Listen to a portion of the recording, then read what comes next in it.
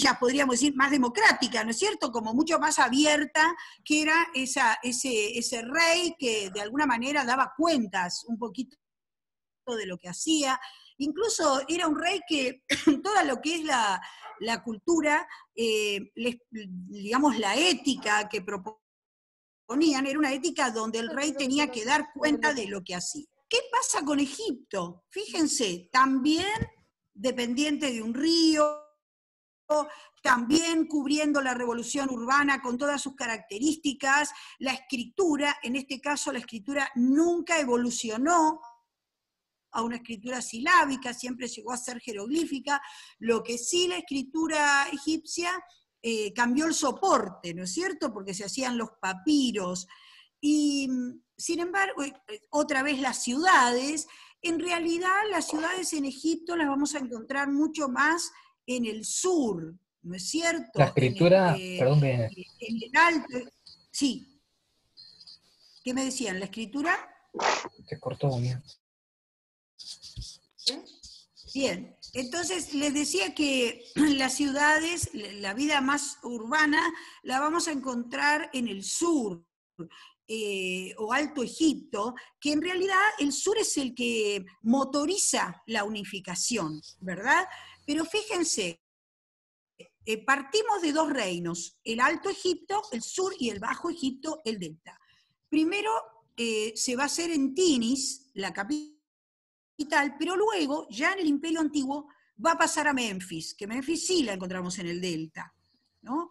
Y fíjense qué interesante.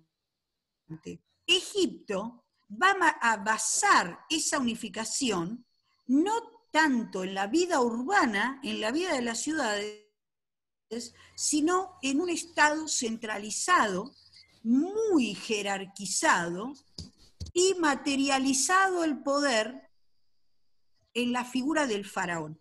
Por eso en Egipto el faraón va a ser divino, ¿sí? Va a ser un dios imposible de cuestionar. Ya no es un rey súmero que tiene que propiciar la fertilidad, que tiene que dar cuenta a su pueblo, sino es un rey que prácticamente es absoluto. O sea que fíjense cómo este espacio vivido diferente elabora una manera, una historia diferente. Hasta tal punto, una historia diferente, que cuando los imperios, ustedes saben que Egipto tiene primero la época tinita, que son las dos primeras dinastías, después viene el imperio antiguo, el de las pirámides que ustedes conocen, ¿eh? ¿Por qué las pirámides? ¿Por qué el culto a los muertos? Porque en realidad, chicos, el culto a los muertos es un culto a los vivos. El muerto generalmente está legitimando el poder de los vivos. Y esto, si tenemos tiempo después, lo vamos a ver en la tumba de Tutankamón. ¿Qué queremos decir con esto? Este imperio antiguo es el de las pirámides, con los grandes funcionarios, otra vez con la matemática, con, digamos, una cultura impresionante. Ahora, fíjense qué interesante, ¿no? Los funcionarios tenían una escuela, igual que en los súmeros también tenían una escuela de los escribas tenían prácticamente una formación. Cuando los funcionarios dejan de tener, y presten atención en esto, que nos interesa a nosotros para la educación, cuando los funcionarios dejan de tener la importancia que tenían en la excelencia de su trabajo y la función empieza a ser ocupada por las familias de los faraones o de los nomarcas, que eran los gobernadores de cada lugar, Egipto cae en todo lo que es su desarrollo cultural y poco a poco se va pasando al primer periodo intermedio, donde el poder central se diluye y donde se da, utilizando una denominación de una manera anacrónica, porque vamos a hablar de otro lugar, pero se dan, es como si fuera un feudalismo, porque cada nomarca se hace dueño de su nombre, se pierde la idea del Estado y se pierde la idea de un gobierno común hasta el Imperio Medio, y nuevamente el segundo periodo intermedio, otra vez el poder se descentraliza con la invasión de los hicsos, que son un pueblo extranjero que llega, hasta el Imperio Nuevo, donde Egipto no solo se hace dueño de todo lo que era su país, sino que comienza una labor imperialista, ¿no? Se toman ciudades de Siria y Palestina, y fíjense qué interesante lo que hacían, ¿no? Mandaban a los funcionarios sirios o palestinos, los llevaban a Egipto, los educaban en Egipto, los egipcianizaban, y los volvían a mandar a sus lugares para gobernar sin ningún tipo de problemas. Entonces, fíjense qué interesante que es todo esto, porque ustedes dicen, bueno, ¿los dos tuvieron un Estado? Sí. ¿Los dos tuvieron escritura? Sí. Los dos tenían sus ríos como, de alguna manera, con un lugar relevante. Sin embargo, las dos experiencias históricas construyeron espacios vividos con características totalmente diferentes. No sé si querés decir algo, Lili. Justamente, esto es lo que estabas marcando, una de las etapas más importantes es la etapa de esplendor, estamos hablando de 1500 a.C., más o menos, para ubicarme en Tebas. Sí. Como para hacer un paralelo con lo que es la ciudad de Ur, que lo que fue digamos, la construcción de la ciudad de Ur, la urbanización de Ur, en Tebas, al revés, no era una ciudad edificada, amurallada, sino que estaba, digamos, el río Nilo estaba en el centro de la ciudad, y la ciudad se dividía en dos partes.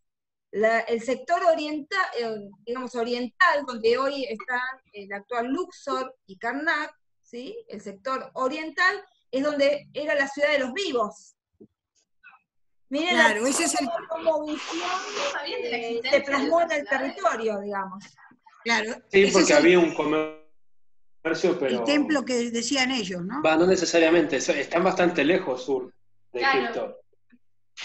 No, yo comparación. Acá lo que te habla, por ejemplo, que no sé si específicamente Ur de Egipto y Egipto de Ur, pero capaz. Bueno. No. El territorio de Ur se conforma por ciudades que comercian entre sí. Yo estoy haciendo una comparación. No serían lugares cerrados que estarían a kilómetros de distancia. No, nada que ver. Yo lo que estoy haciendo es comparar. Sí, porque por el comercio, justamente. No importa, el comercio. No, nada que ver. Una cosa es la estructura urbana. Pero civilizaciones marcadas estaba esta, nada más. ¿De qué año estamos hablando? Del 1700 a.C. No importa el año. No importa el año. Yo lo que estoy hablando es de cómo la forma de la ciudad. La ciudad de Ur tiene una forma ovalada, rodeada por un muro, una muralla.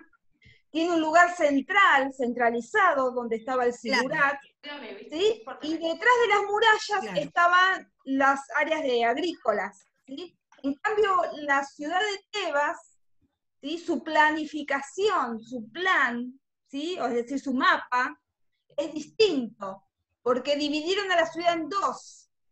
El sector oriental va a ser la ciudad de los vivos, donde van a estar las actividades económicas, donde van a estar los templos, ¿sí? Y cruzando el río, tenían que cruzar el río para ir al sector occidental, donde estaba la ciudad de los muertos, donde estaban, digamos, está el Valle de los Reyes, donde enterraban y hacían sus, digamos, tumbas, ¿sí? El sector de las reinas, por ejemplo, digamos, y esta zona era la zona occidental o la zona de la muerte, digamos, es una planificación distinta. Uno está... Esa planificación, Lili, tiene que ver con que en Sumer, no importa si era Ur, si era Babilonia, o si era Kish, o la que fuera, era una ciudad-estado. La misma ciudad era la que estaba compacta en sí misma. Egipto es un estado centralizado y la ciudad es una más en el estado. Y justamente lo que quieren resaltar en esta ciudad de Tebas, Tebas fue capital en el Imperio Medio y en el Imperio Nuevo. Acá estamos hablando más o menos aproximadamente entre 1600, 1700, más o menos para que ustedes tengan idea. Babilonia, tenemos en Mesopotamia con Hammurabi, 1750, claro. ¿Sí? Imperio Nuevo, prácticamente 1500, 1600 y 1750 prácticamente termina el poder de los Hicsos, y 1500 ya tenemos el Imperio Nuevo. Y es un poco lo que vos decís, o sea, esta ciudad es parte de un estado, la otra es una ciudad compacta, porque la misma ciudad es el estado. Es el estado. ¿No? Ahí está lo que hablaba, sí. Y lo más interesante también es que Tebas es una de las ciudades más antiguas del mundo que continúa su estatus de ciudad, o sea, que no desapareció, sino que siempre fue, digamos, cambiando y adaptándose, bueno, a la historia, ¿no? Por lo cual hoy si uno recorre este lugar va a ver, digamos, estas capas, ¿no? Las capas de lo que quedan de las diferentes etapas del imperio de Egipto, con las invasiones y bueno, con todo lo que pasó en la historia de la humanidad, ¿no? Es muy interesante. En cambio, Ur, por ejemplo, son ciudades que fueron desapareciendo. Claro, exactamente. Claro, pero vos fíjate qué interesante, ¿no? Desaparece la ciudad, pero queda la cultura. Queda la cultura. ¿Cómo queda ese sustrato? Claro, que no se ha podido destruir, ¿no? Eso es impresionante. Y bueno, en este imperio medio, nuevo, tenemos lo que llamamos la religión de la Varna, ¿no?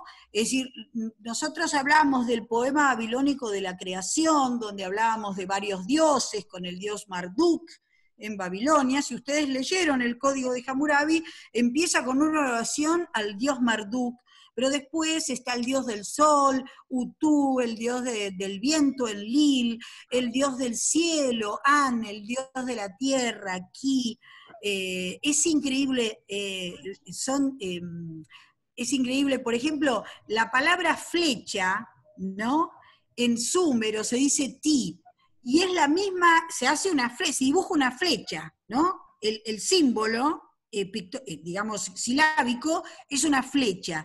Y la palabra vida se dice ti también. Entonces, para ellos, la palabra vida y la palabra flecha es lo mismo, ¿no? Y en realidad, fíjense que es muy metafórico eso, ¿no? La vida es una flecha, ¿no?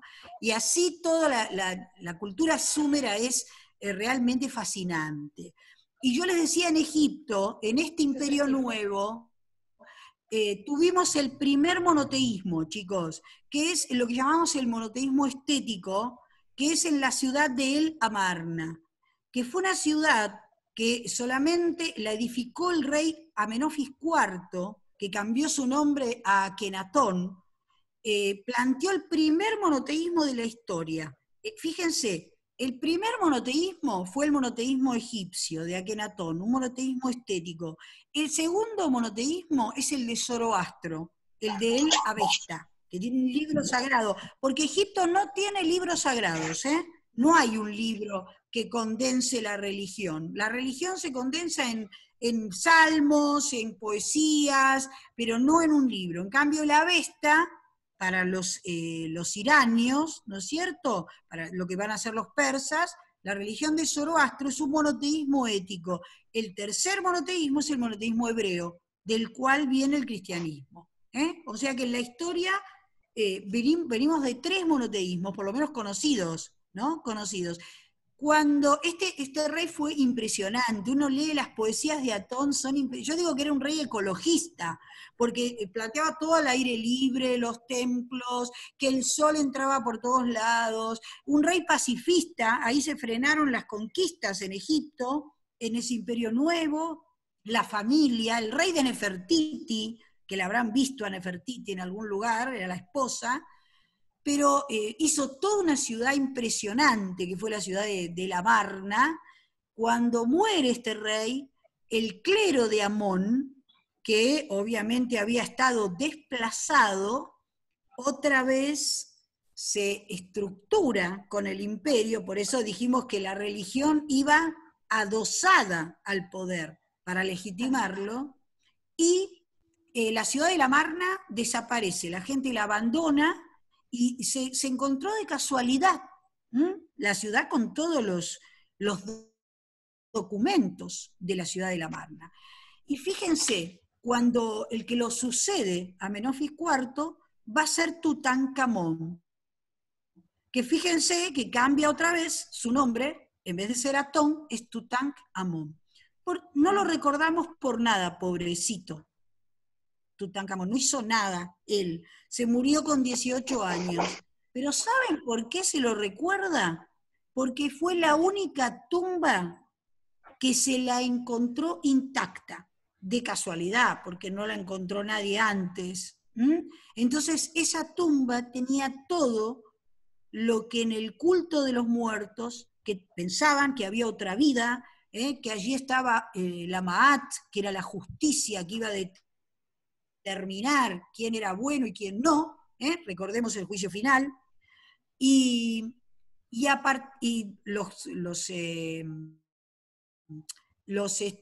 ¿cómo se llama? No me sale la palabra, todo lo que era el clero de Atón fue suprimido, y todas las tumbas fueron saqueadas por los árabes en la gran invasión después de Mahoma, excepto esta, que se encuentra completa. No sé si lo tenemos un poquito el power, ¿querés que lo pasemos? Sí, lo voy pasando. Entonces se escucha muy bajito, puede ser que sea yo o a los demás les pasa lo mismo. Lo vas a tener que ir moviendo con la ruedita, Lili, porque... Lo que pasa es que viene con música, no sé cómo hacer. A ver. Ahí está, ahí le puse con música bajita. Bueno. Si querés ir contando... Claro, les decía que el culto a los muertos, les decía yo un poquito que es el culto a los vivos, ¿no es cierto? Es decir, hay una creencia muy acendrada en la otra vida, no avanza, y fundamentalmente que no avanza. Ahí está, a ver, ahí. Ahora sí, dale. No estás pasando el power, ¿eh? Sí, sí. No el de Tutankamón, me parece que no, Lili. Sí. Pero bueno, ahí está. Ahí estamos. Yo les decía que el proceso de la momificación es muy interesante, porque la momia implicaba la pervivencia de la vida, pero también la supervivencia del faraón que se renovaba en su divinidad, del faraón vivo, ¿sí? En las momias se les colocaban amuletos, que eran justamente los que de alguna manera aseguraban esa vida posterior, esa vida ultraterrena del faraón. Y miremos todo lo que tenían, incluso distintos niveles las tumbas, incluso falsas cámaras en donde se llegaba después de muchísimo tiempo de bajar a la cámara mortuoria donde verdaderamente estaba el féretro. Es increíble porque nosotros tenemos en el Museo de la Plata, no sé si en este momento, yo no volví, se están exponiendo, pero había momias. Digo no sé si en este momento porque hubo una gran movida para que no se expongan de ninguna manera restos humanos, ¿no? De hecho, en el Museo de Ciencias Naturales, en el Museo Etnográfico de la ciudad no se permite. Sí en el de Salta, que después lo vamos a hablar, eso en Americana.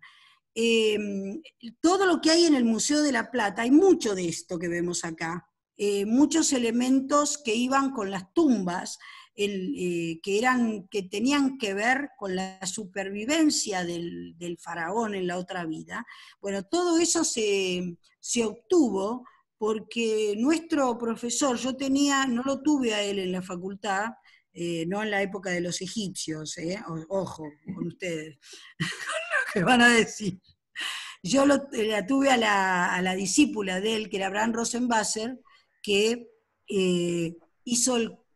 formó parte de un concurso y acertó él en el lugar donde tenían que hacer la excavación, y entonces todos los restos de lo que se encontró, que eran partes de templos y de momias y de tumbas y de estelas, se trajeron y hoy están en el Museo de la Plata. Esto es muy interesante porque es parte también de lo que fue nuestra labor en Historia de Oriente, que eso en general no se dice, que fue toda la labor histórica que se hizo en nuestro país, que fueron logros que se consiguieron a partir de Egipto. Y no sé si querés decir algo, Lee.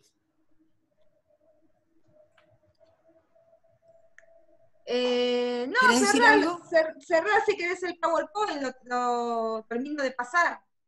Bueno, cerrá y después cierro yo. Cuando termine el PowerPoint, sí. Cierro yo.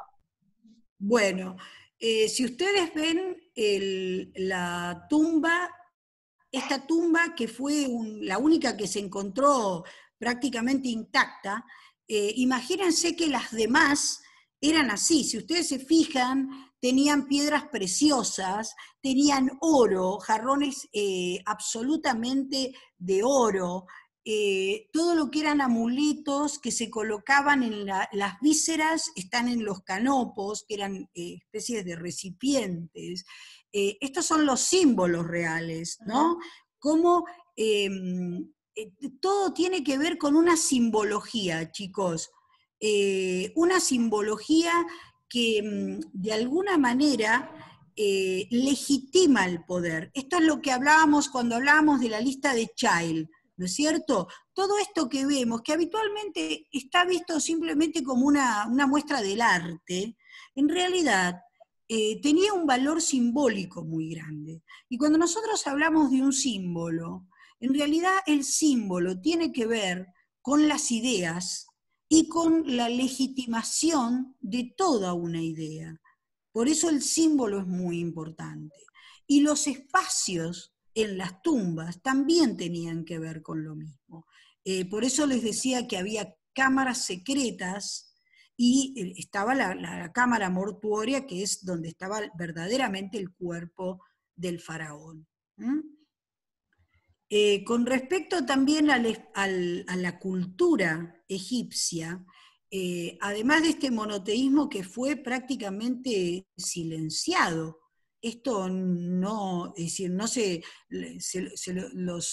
lo obligaron a olvidarlo, hasta tal punto que el clero de Amón volvió a tomar el poder junto con el faraón hasta Ramsés II, donde vienen los llamados pueblos del norte y del mar, que son pueblos indoeuropeos, que traen el hierro, y ya prácticamente todo esto prácticamente se pierde. Estos son los escarabajos, ¿no? Que eran muy, muy comunes. Fíjense que, claro, era muy difícil aceptar un monoteísmo cuando tenemos una profusión de dioses y de amuletos. En los gnomos, los gnomos son como si fueran las provincias de Egipto, ¿no? Y bueno, en cada uno de esos gnomos había amuletos, fetiches, que incluso venían de la época del Alto y Bajo Egipto, de la época de los dos reinos. Y estos se mantienen, fíjense que se mantienen a lo largo de milenios, es impresionante. Y bueno, fíjense cómo en el espacio de Egipto, todo este estado grandilocuente, este estado que exalta al rey como un dios, se contrapone a lo que vemos o a lo que hemos visto en Sumer, que incluso el zigurat era hecho de ladrillos. Por eso también Egipto, como Egipto es deslumbrante, la historia de Egipto se puso por encima. Lapislázuli, esto se usaba también, una piedra que se traía, esto muestra el comercio también de Egipto. Creo, Lili, que el lapislázuli se traía, me parece, de la zona de lo que sería hoy Armenia, ¿no? Había partes de esas piedras. Era muy importante el comercio con Asia, a través, cruzando el Mar Rojo, era muy importante. Y también por el Mediterráneo. Exacto. Por eso después ellos se desplazan hacia la zona del delta por las invasiones. El poder político luego se va desplazando hacia el norte, como vos decías, Memphis, por ejemplo, porque era una zona de mucha invasión. Exacto. No sé si... Bueno, estos son... Es hermoso, Lili. Después se lo compartimos a los chicos. Es hermoso. Todo lo que estamos viendo. Sí. Igual se los podemos, el Power se lo podemos subir al Classroom, así ellos lo tienen, ¿no? Es hermoso. Esos símbolos. Sí. ¿Cómo? Esos símbolos, o sea, esas figuras eran para honrar a los dioses, básicamente. No, generalmente son todas para cuidar al rey muerto. Eran todas figuras que le daban, lo cuidaban que tuviera su vida, ¿entendés? Que la vida en el otro mundo pudiera vivir. Todas lo cuidan su cuerpo. Esta es sí. Dos preguntas. La primera, usted dijo que en la Mesopotamia tenía el código de Hammurabi como regla o código de conducta, ¿no? Sí. Y en Egipto, ¿qué modo tenían de legislar o algo con respecto las leyes, a la conducta de los ciudadanos? Sí, las leyes que había, ¿cómo se manejaban? Las leyes, en realidad, la legislación tuvo que ver con los imperios. El Estado, por eso digo que el Estado cuando se centralizaba, era muy centralizado, es decir, todo el rey tenía un visir, y el visir tenía el jefe de las misiones, y el jefe de las misiones tenía los nomarcas. O sea, había una verticalización. Vendría a ser, cuando ustedes lo estudian en América, muy parecido a lo que fue el Imperio Inca. Tenían una jerarquización del poder muy grande, y toda la legislación tenía que ver también con la ética. En los periodos intermedios, toda la literatura de los periodos intermedios son quejas, ¿sí? Justamente porque se abandona la ética. Hay una que se llama las profecías de Neferti, que son realmente donde se dice que el Nilo se cubre de sangre, ¿no? Porque en realidad es la época de las invasiones del delta, y donde se abandonan todo lo que es las labores de riego, de irrigación, y todo eso hace que toda la legislación, que digamos de algún modo era muy estricta en la moral, había una ética muy estricta. Eso también en Sumer y en Egipto se hablaba de lo que debía ser el hombre, siempre jugando con el bien y el mal, y siempre jugando con las dos partes de Egipto, ¿no? La Tierra Negra, que era el Egipto, el país de la Tierra Negra se llamaba, y la Tierra Roja, que era el desierto. Y los dioses, de alguna manera, se confundían con el dios, digamos, el que era malo, el que dejaba de lado la ética, de alguna manera el dios Set, ¿no? Y tenía que ver con eso. No hubo un código, así como no hubo un libro religioso. Había legislaciones que se daban, reglas, pero no un código. El código de Hammurabi fue único, único, y bueno, incluso el código de Hammurabi no fue original. El código de Hammurabi retoma elementos de los códigos súmeros de la época de Ur III. Esto se encontró, no se sabía esto, se creía que era el primero, el código de Hammurabi. Sí. Va quedando 6 minutos de transmisión, te digo, como para que vayas cerrando. Cerrá vos si querés lo que quieras. Dale. No, pero si querés cerrar, pero... No, eso solo quería decir, que de alguna manera es digamos, el legado que dejan en la historia, ¿no? Estos dos pueblos, con dos espacios muy, muy similares, pero lo viven, tienen una espacialidad, con una socialidad diferente y con una historicidad diferente. Esto es lo que quería decir nada más. Dale. Para cerrar la clase yo había pensado en viajar un poquito por Google Earth y visitar estos sitios históricos, ¿no? Y bueno, acá lo que vemos es la Mesopotamia asiática, acá vemos el río Tigris, Éufrates, ¿sí? En el margen, digamos, occidental, que nace en Turquía. Acá vemos el río, nace en los montes Tauros, en Turquía, y después van bajando el agua, ¿no? Va fluyendo el agua hacia lo que es el Golfo Pérsico. Hoy está el actual Kuwait, ¿no? Toda esta zona es zona de delta. Esta zona es bastante árida, y bueno, la idea era ir visitar un poquito, a ver si puedo, si nos da dónde estaba la antigua ciudad de Ur. En la zona donde los ríos se entran en contacto, tanto el Tigris como el Éufrates tienen zonas de contacto ya, es una zona pantanosa, por lo tanto utilizaban muchísimo el material que ofrecían las zonas de pantano, como el barro, como los juncos. Y bueno, vamos yendo a lo que era la antigua ciudad de Ur, y está el sitio arqueológico, vamos a ver si se puede ver, porque desde vista satelital se puede ver el óvalo que formaba la ciudad. Entonces, prestan atención, ya se ve el óvalo que formaba la ciudad. Que estos ríos, como son ríos cargados de tienen mucha carga sedimentaria, muchas veces sus cursos cambian, divagan, van de un lugar a otro. Entonces, muchas veces, porque se cargan de sedimentos, el río busca otro lugar para poder escurrir el agua. Entonces hay zonas que quedan desconectadas de los ríos. Fíjense que acá no se ve el río, porque bueno, el río fue cambiando su curso, ¿no? Entonces acá, a ver si puedo aumentarlo más. Ahí está. ¿Lo ven, chicos, el óvalo? No sé si lo ven. De lo que era el antiguo Ur. Esta es una imagen satelital actual. ¿Sí? Esta era la antigua ciudad de Ur. ¿Sí? No sé si lo ven. Y acá tenemos, vamos a ir más al...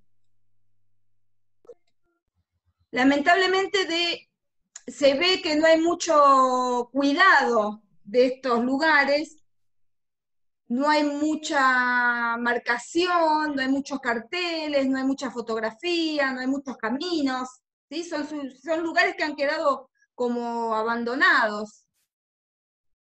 También son zonas de guerra. Acá vemos el Sigurat. Imagínense en que Irak ha sufrido guerras civiles, guerras interestatales, ¿no? Son zonas muy pobres, entonces, lamentablemente, todas estas cuestiones culturales se han perdido. Lo que hay es una superposición sobre la imagen satelital de lo que es el Sigurat de Ur, ¿no? A ver si puedo agarrar el hombrecito, a ver si lo podemos ver. Si tengo un poco si me tienen paciencia, por ahí lo podemos ver. En perspectiva, el Sigurat. Todo el curso de agua que rodeaba esa ciudad-estado, esa se perdió, digamos. ¿Qué pasó? Y algunas zonas, ahí está. Ahí está. Algunas, claro, los sedimentos se van acumulando. Se acumula el sedimento, y entonces el agua va buscando otra forma de escurrimiento. Ustedes piensen también que es un área desértica, y por ejemplo el río Éufrates, aguas arriba, en Turquía, han hecho una represa hidroeléctrica, o sea que aún más, digamos, problemas tiene esta zona de obtener agua. Pero sí, mucho, el río, si bien va por superficie, cuando esto se colmata de sedimentos, cambia su curso, ¿sí? Son ríos de forma meandrosa, digamos, ¿no? Miren acá el templo. Yo quería ver si lo podía ver desde frente. Ahí está. Ahí lo vemos un poquito de frente. ¿Ven? El templo. El Sigurat de Ur. Bueno, ahora lo vamos a ver desde arriba. Otra vez. Acá está visto desde arriba. Este es un dibujo, es una imagen superpuesta a la imagen satelital, ¿no? Que es obtenida por los, digamos, los satélites. Yo no sé si hay alguna foto en esta. No, no hay foto. No, no hay foto, no. No, no hay fotos. ¿Altar religioso? ¿Eh? Era un altar religioso. Claro, claro, es un templo. El Sigurat significa el lugar más alto, ¿sí? El Sigurat era el templo como un panóptico, digamos, como un lugar de control, ¿no? De todo lo que es la ciudadela. Bueno, ahora vamos a Tebas, ¿sí? Nos vamos de Mesopotamia. A ver, vamos a Tebas. Es hoy el actual Luxor. Luxor, vamos a Luxor, Egipto. Van a ver que ahí, como es una zona que, digamos, es urbana, continúa la urbanización, cruzamos el Mar Rojo, estamos acá en Luxor. Miren la diferencia de la ciudad, obviamente es una ciudad que tiene población actual. Fíjense en que la margen oriental, que sería la ciudadela de los vivos, esta es la zona más poblada, y la ciudadela occidental, que era la ciudadela